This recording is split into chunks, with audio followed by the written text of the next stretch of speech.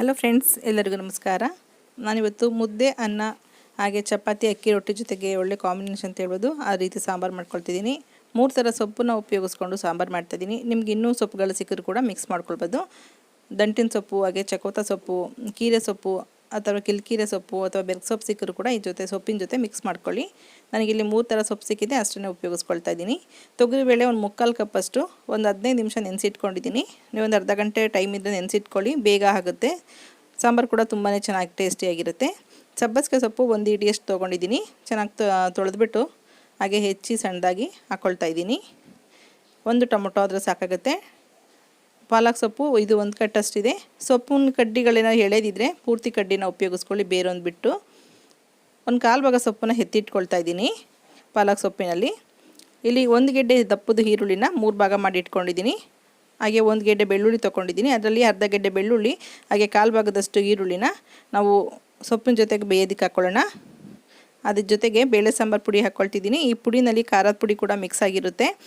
ನಿಮಗೆ ಬೇಳೆ ಸಾಂಬಾರು ಪುಡಿ ಇಲ್ಲ ಅಂದರೆ ಧನಿಯಾ ಪುಡಿ 1.5 ಸ್ಪೂನಷ್ಟು, ಹಾಗೆ ರುಚಿಗೆ ತಕ್ಕಷ್ಟು, ಖಾರಕ್ಕೆ ತಕ್ಕಷ್ಟು ಹಸಿಮೆಣ್ಸಿಕಾಯಿನ ಹಾಕ್ಕೊಂಡು ನೀವು ಕೂಗಿಸ್ಕೊಳ್ಬೋದು.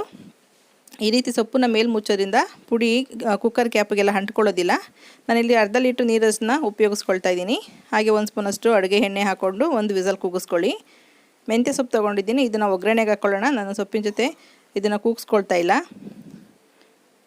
ಒಗ್ಗರಣೆಯಲ್ಲಿ ತುಂಬ ಒಳ್ಳೆ ಟೇಸ್ಟ್ ಕೊಡುತ್ತೆ.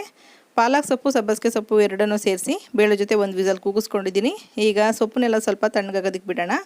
ಬಿಸಿ ಇದ್ದಾಗಲೇ ರುಬ್ಕೊಂಡ್ರೆ ಕೆಲವೊಂದು ಸಲ ಮಿಕ್ಸಿ ಜಾರ್ನಿಂದ ಮೈ ಮೇಲೆಲ್ಲ ಸಿಡಿಯುತ್ತೆ ಬಿಸಿ ಇರೋದ್ರಿಂದ. ಹಾಗಾಗಿ ಬೇಳೆನ ಸ್ವಲ್ಪ ರುಬ್ಬೋದು ಬೇಡ, ಹಾಗೆ ಕುಕ್ಕರ್ನಲ್ಲೇ ಬಿಡಿ. ನೀವು ಬರೀ ಸಬ್ಬಸಿಗೆ ಸೊಪ್ಪು ಹಾಕಿಲ್ಲ ಅಂದರೆ ಬರೀ ಪಾಲಕ್ ಸೊಪ್ಪು ಆದರೆ ಹಾಗೆ ಮಸ್ಕೊಳ್ಬೋದು. ಸಬ್ಬಸಿಗೆ ಸೊಪ್ಪು ನುಣ್ಣಗಾಗೋದಿಲ್ಲ. ಹಾಗಾಗಿ ಅದನ್ನು ಮಿಕ್ಸಿಗೆ ಹಾಕ್ಕೊಂಡು ಜಸ್ಟ್ 1-2 ಸಲ ಆನ್ ಆ್ಯಂಡ್ ಆಫ್ ಮಾಡಿದ್ರೆ ಸಾಕು. ತುಂಬ ಸೊಪ್ಪನ್ನ ನುಣ್ಣು ಕೂಡ ರುಬ್ಬಾರ್ದು.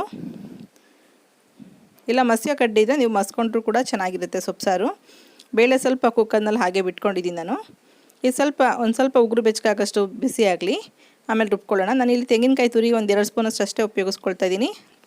ಹಾಗೆ ಈರುಳ್ಳಿನಲ್ಲಿ ಇನ್ನೂ 1 ಭಾಗದಷ್ಟು ಇತ್ತಲ್ಲ ಅದನ್ನು ಹಾಕ್ಕೊಂಡು ಈರುಳ್ಳಿ, ತೆಂಗಿನಕಾಯಿ ತುರಿ, ಒಂದು ಸ್ವಲ್ಪ ನೀರು ಹಾಕಿ ಈ ರೀತಿ ಪೇಸ್ಟ್ ಮಾಡ್ಕೊಳ್ಳಿ.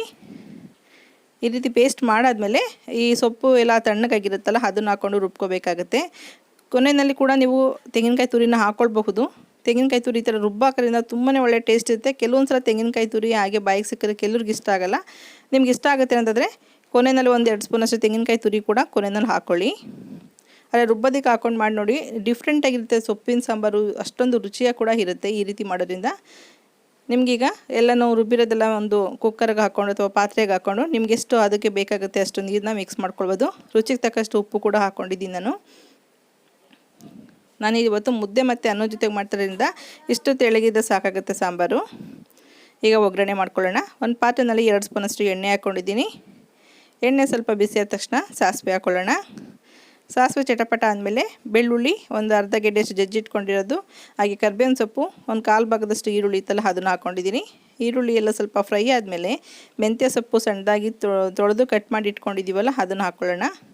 ಮೆಂತ್ಯ ಸೊಪ್ಪನ್ನ ಸ್ವಲ್ಪ ಚೆನ್ನಾಗಿ ಬಾಡಿಸ್ಕೊಳ್ಳಿ. ನೋಡಿ, ಈ ರೀತಿ ಚೆನ್ನಾಗಿ ಬಾಡಿರಬೇಕು. ಟೇಸ್ಟ್ ತುಂಬಾ ಚೆನ್ನಾಗಿರುತ್ತೆ. ಒಂದು ಒಳ್ಳೆ ಪರಿಮಳ ಕೂಡ ಬರುತ್ತೆ ಮೆಂತ್ಯ ಸೊಪ್ಪಿಂದು ಕೊನೆಯಲ್ಲಿ ಹಾಕೋದ್ರಿಂದ. ಈಗ ರುಬ್ಬಿ ಉಪ್ಪೆಲ್ಲ ಹಾಕಿ ಕುದಿಯೋದಕ್ಕೆ ಇಟ್ಟಿದೆ ಕುಕ್ಕರ್ನಲ್ಲೇ, ಅದನ್ನು ಇದಕ್ಕೆ ಬಗ್ಗಿಸ್ಕೊಳ್ತಿದ್ದೀನಿ ಈ ಪಾತ್ರೆಗೆ. ನಿಮಗೆ ಅದಕ್ಕೆ ಎಷ್ಟು ಬೇಕಾಗುತ್ತೆ ನೀರನ್ನ ಇವಾಗ ಕೂಡ ಹೆಚ್ಚಿಸ್ಕೊಳ್ಬೋದು. ಉಪ್ಪೆಲ್ಲ ಹಾಕಿದ್ದೀವಿ, ಬೇಕಾದ್ರೆ ಟೇಸ್ಟ್ ನೋಡಿ. ಚೆನ್ನಾಗಿ ಕುದಿಸ್ಕೊಳ್ಳಿ. ಒಂದು 3-4 ನಿಮಿಷ ಕುದಿಸ್ಕೊಂಡ್ರೆ ಸಾಕು. ಎಲ್ಲ ಬೆಂದಿದೆ. ಒಗ್ಗರಣೆಯಿಂದ ಈರುಳ್ಳಿ ಕೂಡ ಸಬ್ಬಸಿಗೆ ಮೆಂತ್ಯ ಸೊಪ್ಪು ಕೂಡ ಚೆನ್ನಾಗಿ ಬೆಂದಿರುತ್ತೆ. ಹಾಗಾಗಿ ಯಾವುದೇ ಹಸಿ ವಾಸನೆ ಇರೋದಿಲ್ಲ. ಒಂದು 3-4 ನಿಮಿಷ ಕುದಿಸ್ಕೊಂಡ್ರೆ ಸಾಂಬಾರು ರೆಡಿ ಆಗುತ್ತೆ. ತುಂಬ ಚೆನ್ನಾಗಿರುತ್ತೆ. ಒಂದು ವಿಸಲ್ ಬಂದರೆ ಇಮಿಡಿಯೇಟ್ ಒಂದು 10 ನಿಮಿಷಕ್ಕೆಲ್ಲ ಸಾಂಬಾರು ರೆಡಿ ಆಗಿಬಿಡುತ್ತೆ. ತುಂಬ ಸಿಂಪಲ್ಲು. ಮುದ್ದೆ ಜೊತೆಗಂತೂ ಒಳ್ಳೆ ಕಾಂಬಿನೇಷನು. ಇದ್ರ ಜೊತೆಗೆ ಸೊಪ್ಪಿನ ಸಾಂಬಾರು ತೆಂಗಿನಕಾಯಿ ಹಾಕಿ ರುಬ್ಬಿರೋದ್ರಿಂದ ಟೇಸ್ಟ್ ಡಿಫ್ರೆಂಟಾಗಿರುತ್ತೆ. ಇದಕ್ಕೇನು ನಂಚ್ಕೊಳ್ಳೋಕೆ ಬೇಕು ಅಂತಿಲ್ಲ. ನಾನಿಲ್ಲಿ ಸ್ವಲ್ಪ ಬೆಣ್ಣೆ ಜೊತೆ ಇದನ್ನು ಸರ್ವ್ ಮಾಡ್ಕೊಳ್ತಿದ್ದೀನಿ. ಬೆಣ್ಣೆ ಜೊತೆ ತುಂಬಾ ಒಳ್ಳೆ ಕಾಂಬಿನೇಷನು. ಬೆಣ್ಣೆ ಅಥವಾ ತುಪ್ಪ ಯಾವುದಿದ್ರೂ ಉಪಯೋಗಿಸ್ಕೊಳ್ಳಿ. ನಾನಿಲ್ಲಿ ಬಿಸಿ ಬಿಸಿ ಮುದ್ದೆ ಜೊತೆಗೆ 2 ಉಪ್ಪಿನಕಾಯಿ ಎರಳಿಕಾಯಿಂದ 2 ಉಪ್ಪಿನಕಾಯಿ ಪೀಸ್ ಹಾಕ್ಕೊಂಡಿದ್ದೀನಿ. ಹಾಗೆ ಸೊಪ್ಪು ಸಾರು, ಸ್ವಲ್ಪ ಬೆಣ್ಣೆ ನೀವು ಮುದ್ದೆಗೆ ಕೂಡ ಹಾಕ್ಕೊಳ್ಬಹುದು ಅಥವಾ ಸಾಂಬಾರು ಕೂಡ ಹಾಕ್ಕೊಳ್ಬೋದು. ತುಂಬಾ ಟೇಸ್ಟಿಯಾಗಿರುತ್ತೆ. ಒಂದು ಸಲ ಟ್ರೈ ಮಾಡಿ. ಬೆಣ್ಣೆ ಜೊತೆ ಕೂಡ ಬೆಣ್ಣೆ ಇಷ್ಟ ಆಗಲ್ಲ ಅನ್ನೋರು ತುಪ್ಪ ಹಾಕ್ಕೊಂಡು ಉಪಯೋಗಿಸ್ಕೊಳ್ಬೋದು. ನೋಡಿಲ್ಲ ಫ್ರೆಂಡ್ಸ್, ಎಷ್ಟು ಸಿಂಪಲಾಗಿ ಮಾಡಬಹುದು ಅಂತ. ಓಕೆ, ನೀವು ಒಂದು ಸಲ ಇದನ್ನು ಟ್ರೈ ಮಾಡಿ. ನಿಮ್ಮ ಅಭಿಪ್ರಾಯ ಅನಿಸಿಕೆಗಳನ್ನ ನನಗೆ ತಿಳಿಸಿ. Okay, bye, thank you.